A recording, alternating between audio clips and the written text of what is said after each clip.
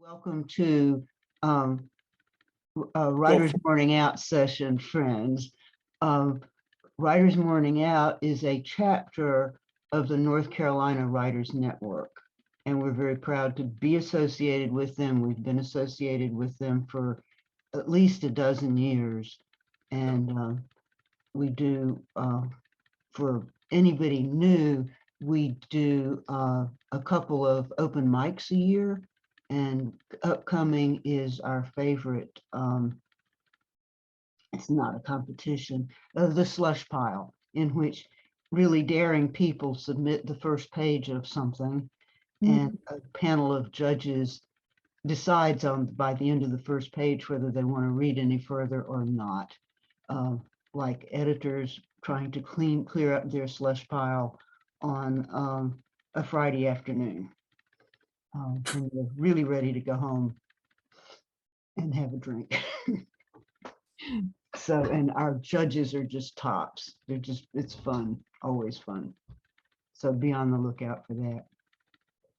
Yes, I'm ready to begin. And I guess I want to screen share this outline of things that I want to talk about. Well, let's go then. I called it the dreaded synopsis because a lot of people dread synopsis writing so much they don't even do it. It's a real stumbling block, and it's not easy. The story I wanted to lead off with was when I used to teach freshman composition and business and technical writing, my students always had to do a research project. And once that was underway, I said, okay, now here's the kicker. I want you to write a 250-word abstract. And the kids universally groaned. And I understood immediately that what was going on with them was they realized they were going to have to think. But you do get used to writing them, and there are so many advantages to them that we'll be talking about. But to begin with, who needs to write a synopsis? If you've got any kind of a prose piece, you do. As far as I know, synopses are not expected to accompany chapbooks or collections of poetry, but fiction, screenplay, memoir, creative nonfiction of any other kind, and there's also a whole huge category of synopsis writing for how-to books. And that is the challenge. I have done one of those, but those you really do chapter by chapter, and you have to have, back then when I did that, you had to have a platform for your work, and you had to explain how you were going to be selling it. But virtually every agent and editor expects to see a synopsis. And the truth of the matter is, it's a key to learning how to summarize your story in all other kinds of situations, like face-to-face with editors, agents, friends, and potential buyers of your book. You'll be a lot more comfortable talking about your book if you've got a nice, concise synopsis under your belt. One of the tricky parts is that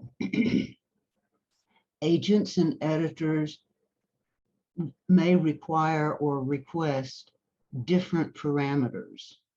And this is crazy making. So you want to try to write a generic synopsis that you can shorten or lengthen depending on what your next prospective agent wants. So begin to aim for a 2 to 4 page summary. Expect them to usually want it to be single spaced. And they also, which I dislike personally, they also don't want any spacing between paragraphs. You'll see in my sample synopsis later on that aesthetically I require spacing between paragraphs because I don't like reading single spaced pages except in books. And until recently, the go-to font has been Times New Roman 12 point with 1-inch margins all around. And we have seen this happen in so many times. Don't cheat. If your synopsis runs longer than 2 pages, don't shrink your margins so that you can get more words on the page. Shrink your words. Give them the 1-inch margins all around. But I think some agents are now starting to accept sans serif fonts like Calibri or Arial, and you just have to look at their sites and see what they want. And do use 1/2-inch paragraph indents. And my advice is, if you're in doubt about length or spacing, just ask. Because you've already got your email, because you're going to be submitting it by email. So do that. Then I'm going to quote a couple of people to introduce you to their sites on how to write a novel synopsis, but they have very good advice. So Jane Friedman says, on length, you'll find conflicting advice on this, but she recommends keeping it short, or at least starting short. Write a 1 or 2 page synopsis, 500 to 1,000 words, and use that as your default, unless the submission guidelines ask for something longer. And then if your synopsis runs longer, anything up to 2 pages, single-spaced, is usually acceptable. Most agents and editors will not be interested in a synopsis longer than a few pages. I'll give you examples of different expectations later. I did my initial publications were historical romance, and the go-to synopsis length and expectation for the romance publishers was 5 pages double spaced. So that's what I was used to. 5 pages double spaced is very close to 2 pages single spaced.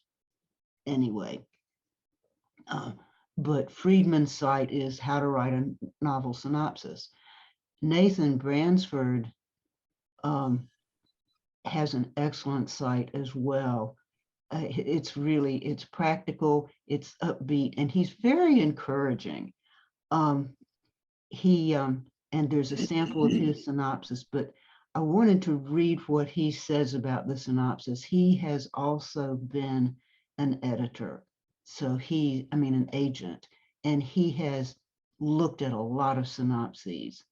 And he says, to take the sting out of my use of the word dreaded, he says, at the end of the day, it is highly unlikely that your book is going to be made or broken by how well you write a synopsis.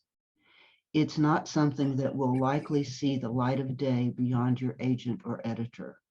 Compared to a query letter or, the actual manuscript, it's not likely to factor highly into whether your book sinks or swims. So don't spend months on it, which may seem to imply you might spend a month on it, a couple of weeks, especially on the first one. But then he says, still have fun with your synopsis and use it as valuable practice for summarizing your book in a most awesome way. And I think that's the real importance of the synopsis exercise. Yeah, it's elemental. Does someone have a question? Okay, so what's in a synopsis? Classically, summarize key action points and turning points of your story. This is the and then, and finally. Name key characters in opening paragraphs or as they appear. I like to bold their names on first mention. the samples that you will see when you're online, some will do that and some won't. And you can add their age in parentheses if it's not otherwise obvious. If you say high school junior, you probably don't need to say 16 in parentheses. If they're not that important, you don't need to give age. If you say grandfather, as I do, I never gave his age. I'm not even sure I know his age. He's a grandfather, so he's over 60 in my head. Okay, now at the same time, give goal, motivation, and conflict for your main character and other movers and shakers in your story. Goal, motivation, and conflict is a really useful concept in fiction writing. And there's an older book out there by Deborah Dixon called Goal, Motivation, and Conflict. And it will really help you to discipline you to see your character. But you might do a GMC for the villain if you have one. Or if you're writing a romance, you definitely need to have goal, motivation, and conflict spelled out for both the hero and the heroine. But this means, importantly, that you will go beyond the and then summary to be regularly paying attention to describing your character's emotions and growth arc throughout the story. And that, I think that's the hardest part to learn. It's a synopsis is not just and then.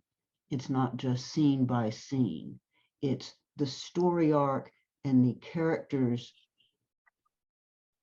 emotional arc and the character's conflict. And this may surprise you. It's counterintuitive. Do give away the ending. You don't hang back and not tell the ending. Agents and editors see dozens of manuscripts in any given week or month and dozens of synopses, and they won't be surprised by knowing your ending. They need to know your ending to see if you spoiled your story or if you really nailed it and surprised them in a good way. So they're looking to see if the ending is plausible, compelling, and satisfying.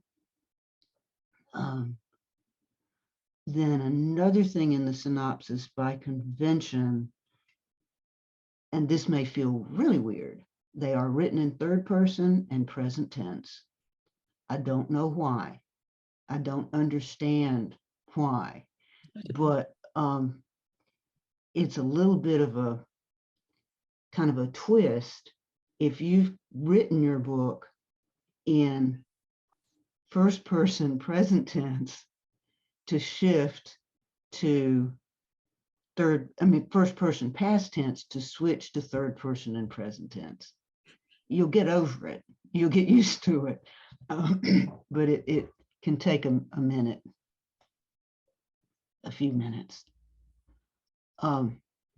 Now, this is the part of what I'm talking about today that surprised me when I was thinking through what I learned about synopsis writing.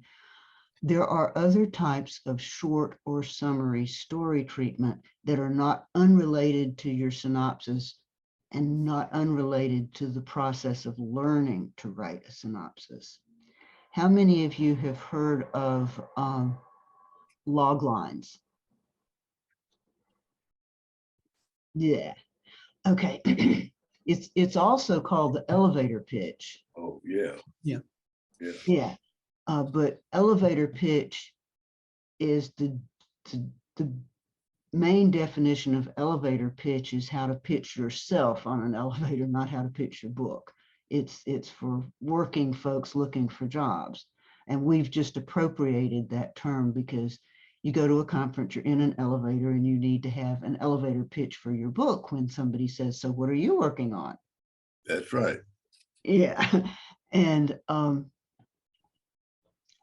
it's a 25 to 50 word summary to use, especially at conferences. But honestly, anywhere else, it's, I, I hope we'll have time to get to it. I've got a handout to share my elevator pitch for A Horse Named Hero, which is my synopsis that we'll be looking at. And I'll walk you through the process of developing it. But go ahead and come up with your log line and elevator pitch, a short version and a one sentence version, a 2-sentence version. Because sometimes it's recommended to be used in your query letter, or if you've got it right, it's perfect for your query letter. I found online a really fun log line generator, and you might want to try that. I got something fairly clunky out of it, but I realized that that was something that I really could edit and shape up. The log line generator asks you questions that are exactly the questions you need to ask yourself as you're writing your log line. And then I found another fun article on the elevator speech for fiction, steps to writing a killer elevator pitch. Now, another short form of synopsis is what I think of and call a planning synopsis. This is for your eyes only when you're plotting the book. Although I've had agents who wanted what they call a story treatment, a one-page story treatment for my proposed next work. And the planning synopsis can be any length. And I had a very interesting experience with my last agent, because when I came up with my first book that I was going to work on with him, he first wanted a one-page story treatment. And he said, okay, that sounds good. Give me a 10-page story treatment. Well, then he said, well, let's go with that and let me see 25 pages, not of your story, but of your whole story treatment. In the end, he wanted me to write a chapter by chapter synopsis of the whole thing, and that took 45 pages. I learned so much approaching my story that way. And I know in Writer's Morning Out, we have often talked about whether people are planners or or plotters, and I mean, plotters are, what's the word I'm after? Pantsers and plotters. Pansters escaped me, yeah. And this is a very alien concept to pansters. Pansters don't like to do this at all because they don't want to spoil the surprise of the next scene. Exactly. What I found when I did this way was that it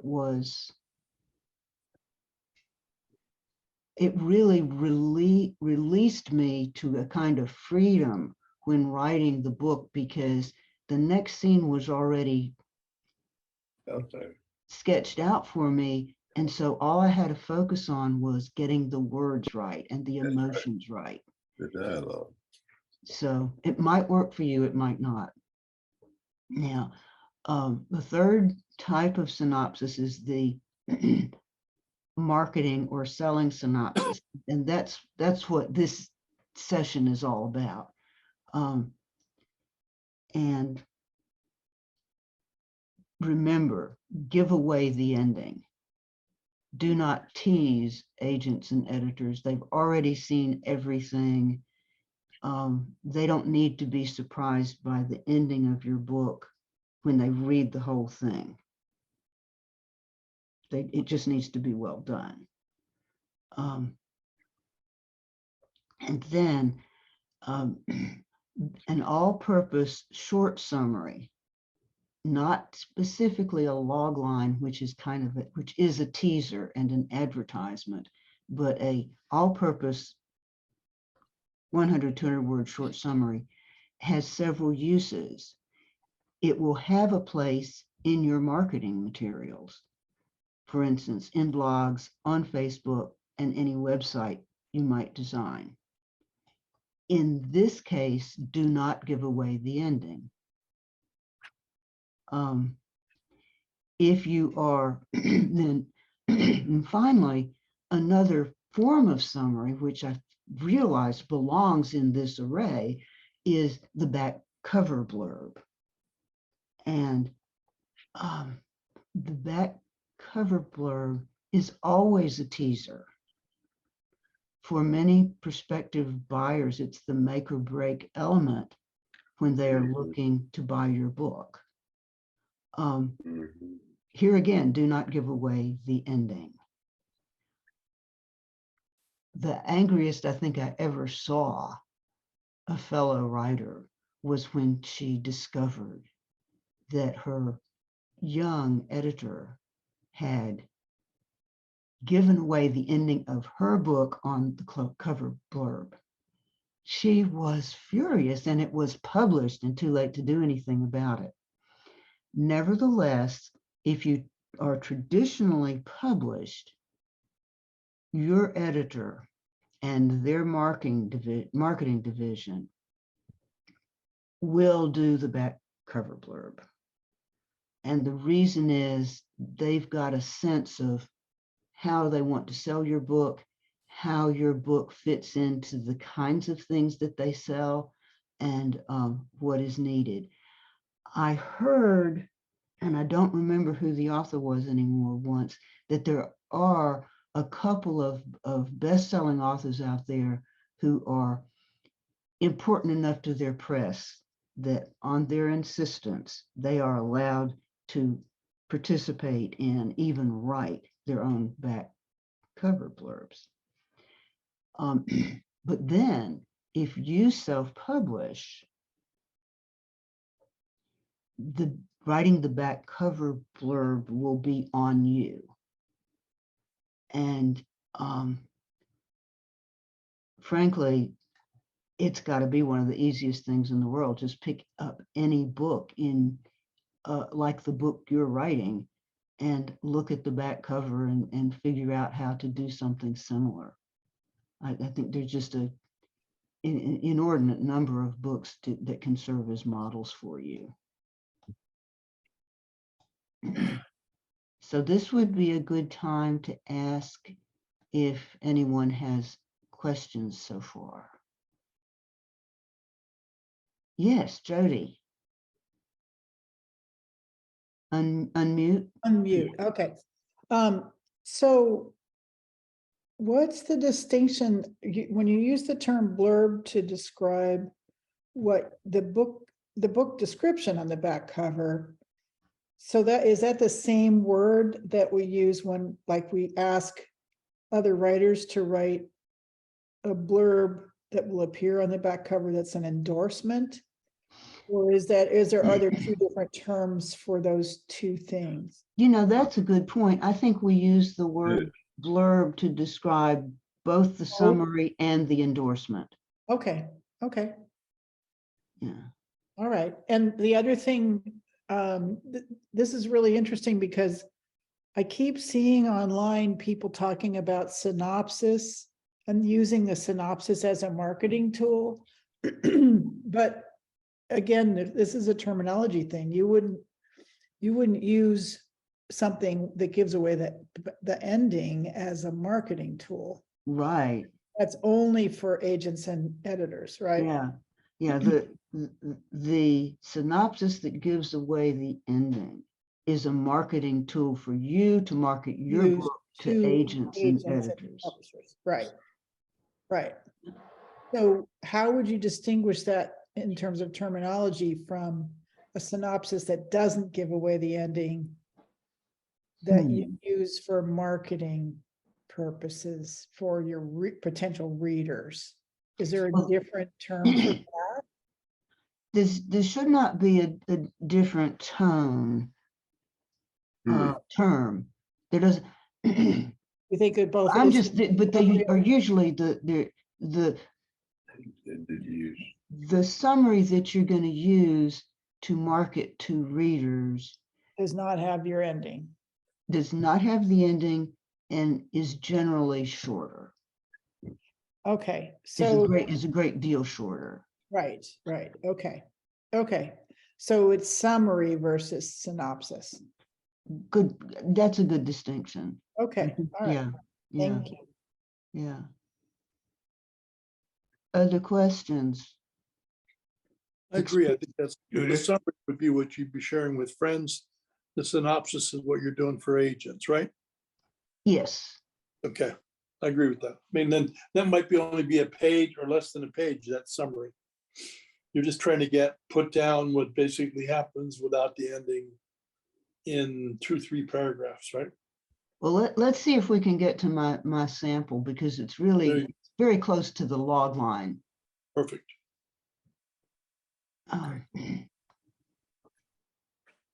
Let me see. I think Leslie has his hand up. Oh, good. Yeah, Yeah. Judith, I think you just pointed to it, to the answer to my question. You know, that the back of the book thing and the summary for the reader, that's very similar to the elevator pitch. At least the back would be, the back page. Mhm. Yeah, okay. Yeah. I think one of the questions with all of these that adds to your challenge is the synopsis should somewhat reflect the voice of your novel. And I think really everything should reflect the voice of your novel. And when we start looking at my synopsis in a minute, I'm going to point out some things where I was really trying to sound like my hero's voice in the novel. It's a third person close point of view. And he has a very distinctive voice. I didn't totally capture it in the synopsis, but it was a goal. So, okay, I'm going to stop this share and go to the synopsis. I hope the print is not going to be too difficult to read, but I thought I would just use track changes and make my points and see if this is going to be clear. Okay, the first thing you will notice in my heading, the title, is that I've clearly labeled it as a synopsis. I call it a synopsis in the header, which I can't make. Yeah, I call it a synopsis in the header, and I call it a synopsis in the title. It's not on the screen yet. Not showing, yeah. Oh, shoot, I'm sorry. Let me see, I know how to do this, hang on. Thank you.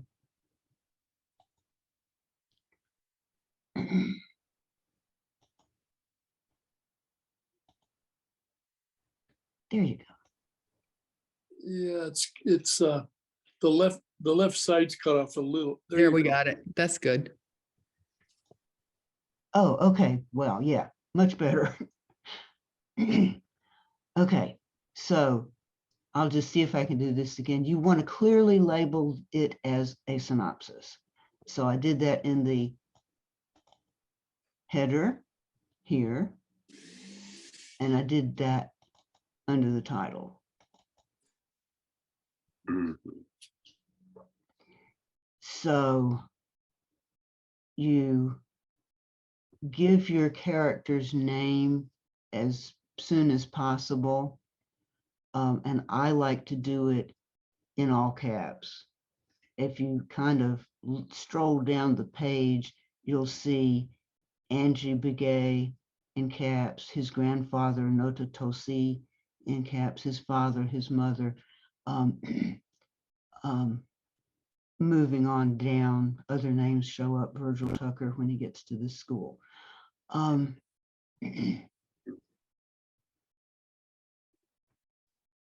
Also give key points of his character briefly right away. And the key point of his character and the thing that he struggles with throughout the book is his personal identity, because he's half Navajo and half Anglo.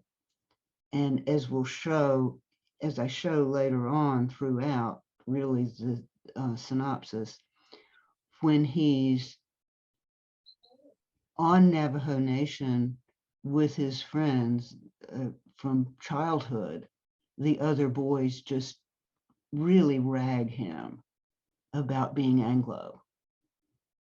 And when he's with Anglos, especially at the new school, he's kind of put off by how interested they are in the Navajo part of him, especially his roommate. So he's torn about his identity. And I did give his age right away, and I don't think I gave anybody else's age, because all of the other students are juniors and seniors, so they're 16 and 17, and who cares? And I didn't feel like his parents' ages were pertinent to the story, so I didn't put it in the synopsis. They seem normal, so there are no other ages given.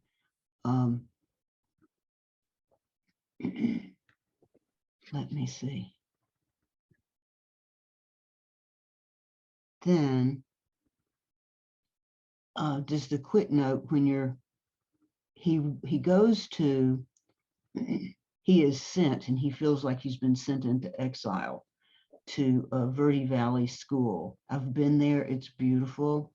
It's just south of Sedona in Arizona, and it's still, the landscape is very much what you would see around the Grand Canyon, which is quite near.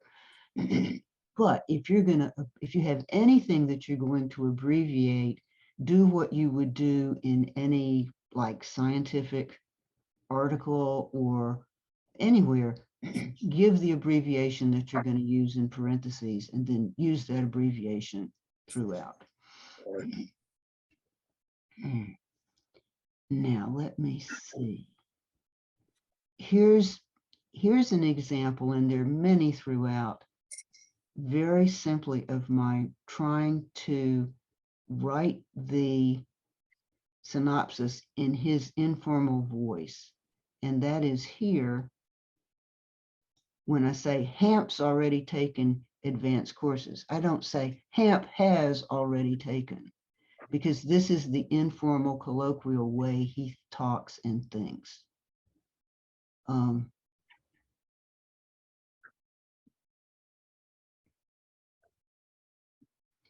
With the parents, I give their full names, and I also quickly give tags about who they are and what they do, and then I move on. His father is an Anglo anthropologist who teaches at the community college on Navajo Nation, and his mother, I worked really hard on her Indian name,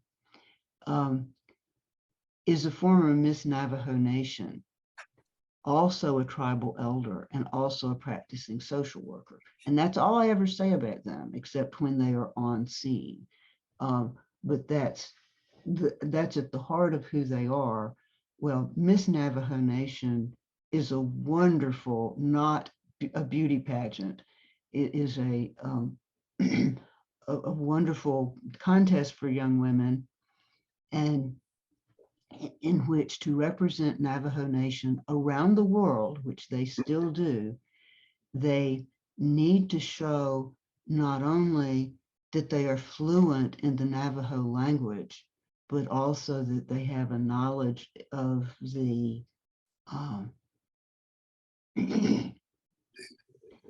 of the customs, of the songs, of the chants, of the culture. And they also have to be able to demonstrate that they know how to slaughter and dress a sheep, which is the most amazing thing in any beauty pageant I ever heard of.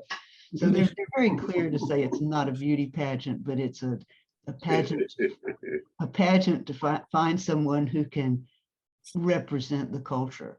And she does, to poor Hamp's embarrassment. As hard as he's trying to figure out how to fit into the international culture at Verde Valley School, students from 25, 30 different nations. She shows up for Parents' Weekend dressed in full Navajo ceremonial clothing, jewelry, boots, the works, with the hair done up in the special bun. And she's beautiful and the students love it. And here he has been trying to fit in. And suddenly mom is saying, oh, no, you're really Navajo. You're going to have to face that, my son. It's a parent's role, you know, Judith, to embarrass their teenage children.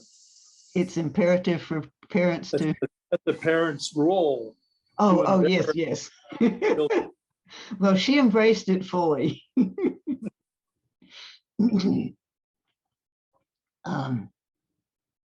Okay. One thing that I hope we'll get to and you'll see is the first sentence of the third paragraph. Hamp arrives at VVS with a chip on his shoulder and a hole in his heart. That has been the core sentiment in my log line from the beginning. When it hit me that he gets there with a chip on his shoulder and a hole in his heart, it was like, oh, I see. You know, and I would say, play with your own story until you find something that's that satisfying for you. Let's see. There's another. Okay, the short phrase in here, in the third line of that paragraph, his conflict between his mother's DNA world and his father's Anglo heritage, with who he is. That sentence fragment is typical of his voice in my book. So that's me trying to keep the synopsis in something like his voice. Yeah, that's clever. Just use the colloquial phrasing.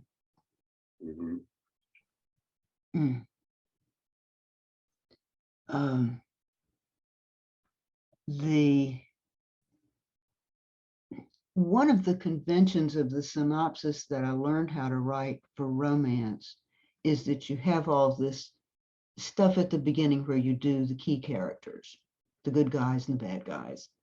And then you begin with the phrase, as the story begins, blah-de-da. And I couldn't do that here because I'd already explained as the story begins in the first line of the synopsis. So when I say he arrives at VVS, that's not when the story begins. That's 4 chapters into this story.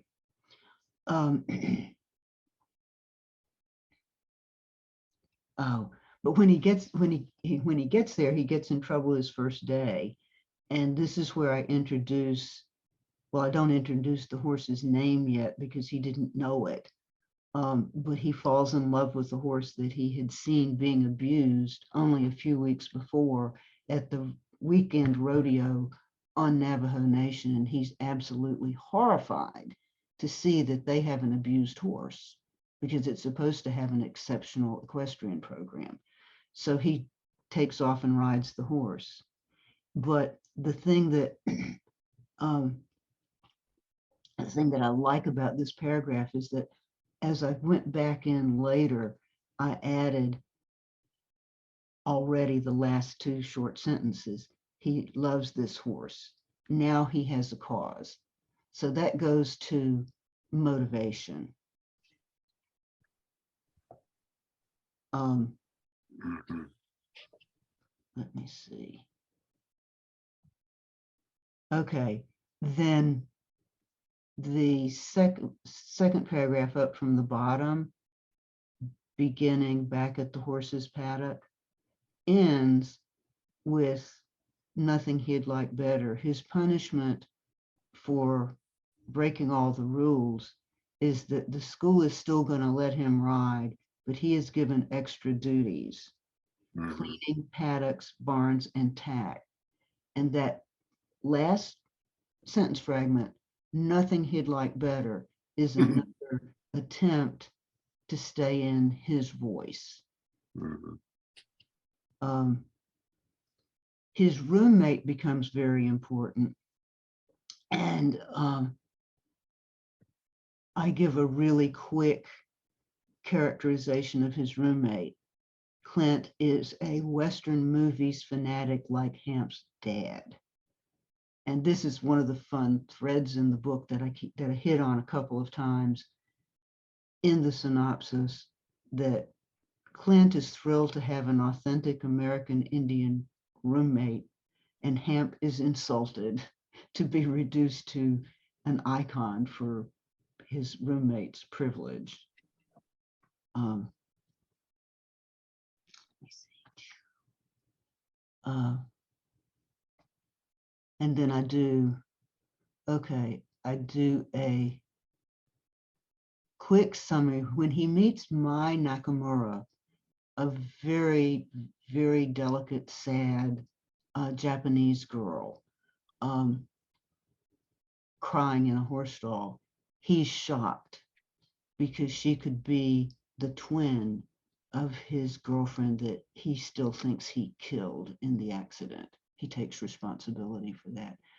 But I give her like a real quick characterization, and then his motivation for becoming a supporter of her. Let me see. And another student writer, Lindsay Pollender, flirts with him relentlessly. She's a poor little rich girl from California. And so that's just another quick summary of character. And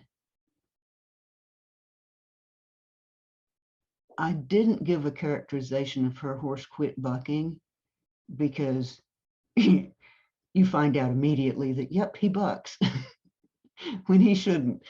And Hamp is the only one who can ride him through his bucking episodes and bring him back down. So in introducing an important character is the director of the riding program. So I just, when I give her full name, I give a quick riding program director and move on. I didn't have the space to explain this important term of the 3-day eventing competitions. So I just put it in quotes and moved on. Didn't have space to, because it's complicated to explain. But the key thing is that he's really good at it. He finds he's able to start to adjust his identity with this new competence that he has. Let's see.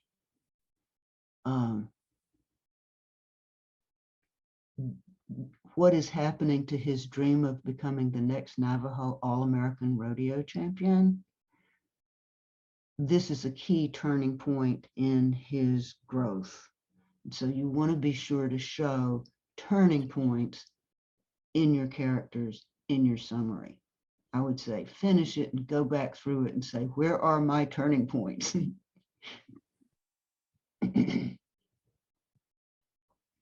Now, this paragraph, I'm sorry, this paragraph is, and you want to be able to identify this, is the nadir of the book, is the low point of the book, or the dark night of the soul. There's so many terms for this, but when Hamp's mother invites all of his friends who can't get home for Thanksgiving because they're from China, Taiwan and Japan. He brings them home, and Mai, who looks like Angie's twin, they all go out for a party, and Angie's brother David, who is the curse of so many Navajos, who is an alcoholic and a binge drinker, already drunk, sees Mai, gets angry because she thinks that Hamp is making fun of him. And Hamp wakes up the next morning to learn that David has committed suicide. So, beef up your dark moment. And we're almost at the end.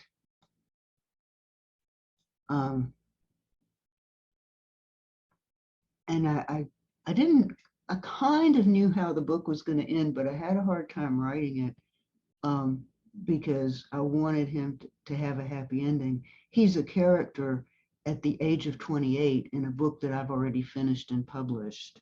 So he has to survive, he has to be happy, he has to be successful, and he has to be practically a romance hero, which he practically is in the equestrian suspense that he's in at the age of 28.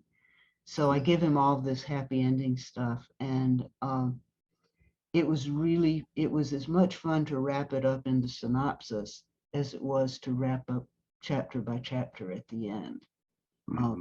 So one of the things that was hard to track through here, and you're going to find things that are hard to track, is that I set him up to have alternate identities that he switches. He's not schizophrenic, that he switches into as needed under pressure. And one is his Navajo name Pony Boy, in which is his name when he's with his Navajo friends, and Pony Boy is the tough warrior.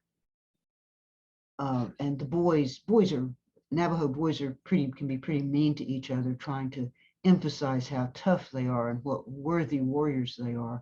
And they were mean to him, but Pony Boy was how he protected himself. When he was Pony Boy, he could stand up to them for anything.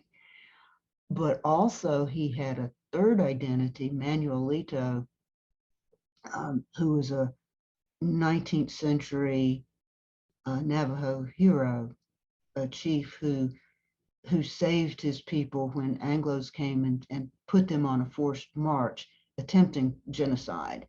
And he saved a great number of them. So whenever he needs inspiration or inner strengthening to reassert himself as a Navajo, he thinks of himself as Manuelito. And in the end, therefore, he no longer needs his alternate self-images, Pony Boy and Manuelito, even though he can reach out to them whenever he needs to. So I tried to wrap up all these different elements, and your book will have similar different elements that you'll find really challenging. Okay, I'm going to stop sharing this and see if we have a moment to look at my attempt. I only just created this overnight because I thought we might need a little something else, and I wanted to give you an example of logline. It is a brief 1 or 2 sentence summary of a movie, TV show, novel, etc., that hooks the reader in and describes the central conflict of the story. It's brutally difficult to write, and I'm not satisfied with this yet. But my initial kernel of an idea you saw in the synopsis. My hero arrives at his new boarding school with a chip on his shoulder and a hole in his heart. mhm, And so then I expanded it to build in character traits. mhm, And they say not to use names in your log line. So I had to say a half Navajo, half Anglo high school junior arrives at his new boarding school with a chip on his shoulder and a hole in his heart. He struggles with being Navajo while around Anglos, while his Navajo friends harass him for being Anglo. So how will he ever find his place among his new classmates who are around the world? That's not a bad start, but it leaves out other important things. So I tried again and came up with something rather different.